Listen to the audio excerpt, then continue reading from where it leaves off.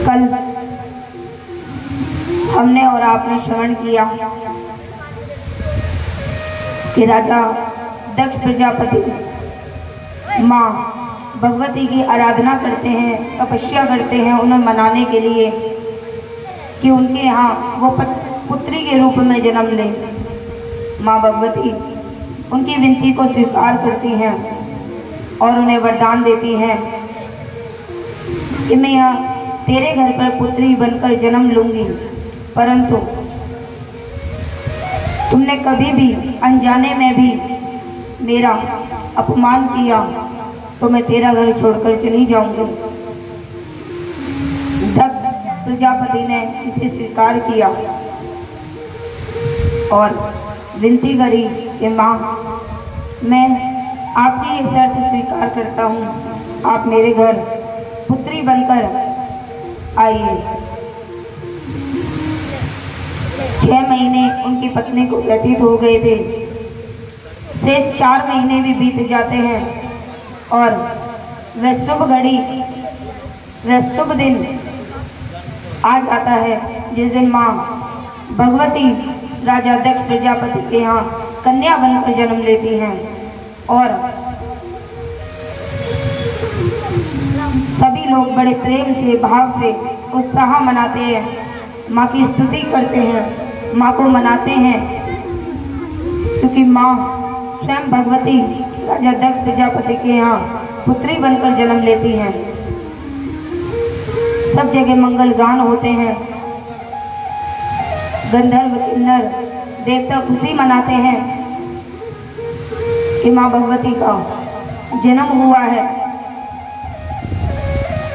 नामकरण करने के लिए स्वयं नारद जी आते हैं, ब्रह्मा जी आते हैं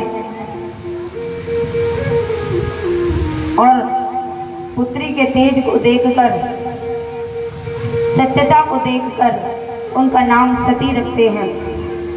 बोल सती मैया की। सती मैया का जन्म होता है। सती मैया बचपन से ही शिव के प्रति बड़ा आदर और प्रेम रखती हैं। बचपन से ही सभी सखियों के साथ खेलने कूदने में वो शिव की ही चर्चा करती हैं, शिव को ही प्रेम करती हैं, शिव के बारे में सोचती हैं। तब इधर सभी देवता ब्रह्मा, विष्णु, नारद, गंधर्व, किन्नर बाबा भोलेनाथ के समक्ष जाते हैं कैलाश पर्वत पर। उनसे विनम्र विनती करते हैं कि बाबा आप तो हमेशा भक्तों के अधीन रहे हैं, आप कृपा करें और अपना घर बसाएं। तो बाबा भोलेनाथ बोलते हैं मैं तो हमेशा भक्तों के अधीन रहा हूँ, जैसी आपकी आज्ञा में वैसा ही स्वीकार करूंगा। तब समस्त देवी देवता राजा दक्ष के पास जाते हैं और उनसे विनम्र विनती करते हैं कि आपकी बेटी सती योग्य वर को हो गई हैं, तो हम बाबा भोलेनाथ का रिश्ता लेकर आए हैं आपके घर पर। तो दक्ष प्रजापति बड़े खुश होते हैं कि बाबा भोलेनाथ से मेरी पुत्री का विवाह होगा। वो अपनी पत्नी से पूछते हैं, दोनों आपस में बातचीत करते हैं और सभी को ये रिश्ता मंजूर होता है। अब ब्रह्मा जी आते हैं भोले बाबा के पास और कहते हैं दक्ष प्रजापति ने इस रिश्ते को स्वीकार कर लिया है, अब विवाह का आयोजन किया जाए। सभी विवाह के आयोजन में लग जाते हैं। बाबा भोलेनाथ बड़े सुंदर बैल पर बैठकर आते हैं राजा दक्ष प्रजापति के पास और दक्ष प्रजापति के घर पर आते हैं बारात लेकर माता सती से विवाह करने के लिए। वो शुभ दिन, शुभ घड़ी आ जाती है जिस दिन माता सती और पार्वती का विवाह होता है। माता सती और बाबा भोलेनाथ का विवाह होता है। विवाह के पश्चात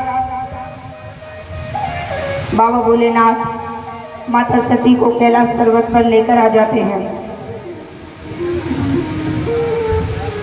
विवाह संपन्न होने के बाद बाबा भोलेनाथ माता सती को कैलाश पर्वत पर ले जाकर बैठाते हैं और जगह जगह घुमाते हैं, उन्हें बताते हैं ये हमारा कैलाश पर्वत है, यहाँ की तुम रानी हो, इस व्यक्ति की तुम लक्ष्मी हो। तरह तरह के उन्हें ज्ञान देते हैं। एक समय की बात है, बाबा भोलेनाथ माता सती को लेकर दंडक वन की ओर गए, जहाँ पर प्रभु श्री राम माता सीता की तलाश में इधर उधर घूम रहे थे। तब बाबा भोलेनाथ की नजर अपने प्रभु श्री राम पर पड़ी। तब बाबा भोलेनाथ ने दूर से ही प्रभु श्री राम को प्रणाम किया। ये देखकर माता सती बड़ी आश्चर्य में पड़ गई। उन्होंने सोचा, 3 लोक के देवता मेरे पति, इन्हें तो दुनिया प्रणाम करती है, ये किसको प्रणाम करने लगे? आखिर मेरे पति से बढ़कर है कौन जिसको मेरे पति ने, मेरे परमात्मा ने प्रणाम किया? तब वो रह नहीं पाती और बाबा भोलेनाथ से पूछती हैं, ये सामान्य दिखने वाला पौरुष ये कौन है जिसको आपने प्रणाम किया? तब बाबा भोलेनाथ बोलते हैं, ये सामान्य पुरुष नहीं है, ये मेरे इष्ट प्रभु श्री राम हैं, जिसकी मैं तपस्या करता हूँ, जिसकी मैं आराधना करता हूँ। मेरे हृदय में, मेरे रोम रोम में प्रभु श्री राम का वास है। और ये दंडक वन में अपनी पत्नी सीता की खोज में निकले हैं। यहाँ तक तो ठीक था कि ये इनके इष्ट हैं प्रभु श्री राम, परंतु माता सती सोचने लगी कि जब ये प्रभु श्री राम हैं और अपनी पत्नी की खोज में वन में घूम रहे हैं, ये बात मेरे समझ नहीं आई। पत्नी को पति कितनी भी समझाने की कोशिश करे, परंतु पत्नी नहीं समझती। उसे हर बात पर संदेह होता है कि ये जरूर झूठ बोल रहे होंगे। अगर ऑफिस में पहुंच जाए और 8 बजे कॉल करें कि मैं थोड़ा लेट हो जाऊंगा आने में, आप खाना खाकर सो जाना, तो उनको संदेह बढ़ जाएगा। आखिर ऐसा कौन सा काम है जो इतनी देर रात तक चलेगा? उन्हें विश्वास नहीं होगा पति की बातों पर। ऐसे ही माता सती को विश्वास नहीं हुआ। उनके हृदय में ये शंका उठने लगी। अब कैलाश पर्वत पर दोनों आ गए और माता सती ने विचार किया, क्यों ना मैं राम की परीक्षा लूं। राम जी की परीक्षा लेने के लिए वे स्वयं सीता माता का स्वरूप लेकर उस दंडक वन में उन्हीं के सामने इधर उधर घूमने लगे। जैसे ही प्रभु श्री राम की दृष्टि उन पर पड़ी तो वो माता पार्वती को प्रणाम करने लगे कि माता पार्वती, मैं आपको प्रणाम करता हूँ, आप वन में क्यों घूम रही हैं और बाबा भोलेनाथ कहाँ हैं? आपने सीता का स्वरूप क्यों रखा है? ये देखकर, ये सोचकर माता पार्वती पानी पानी हो गई। शर्म से उनकी आंखें नीचे हो गई कि मेरे से कितना बड़ा अपराध हो गया, मैंने अपने पति की बात नहीं मानी। मेरे पति ने सच कहा था कि ये प्रभु श्री राम ही हैं, परंतु मैं इनकी परीक्षा लेने के लिए आ गई। अब मैं क्या जाकर मुंह दिखाऊंगी बाबा भोलेनाथ को? अब वो अपने पूरे दोबारा सती के रूप में आ जाती हैं और कैलाश पर्वत पर जाती हैं और बाबा भोलेनाथ के सामने खड़ी हो जाती हैं।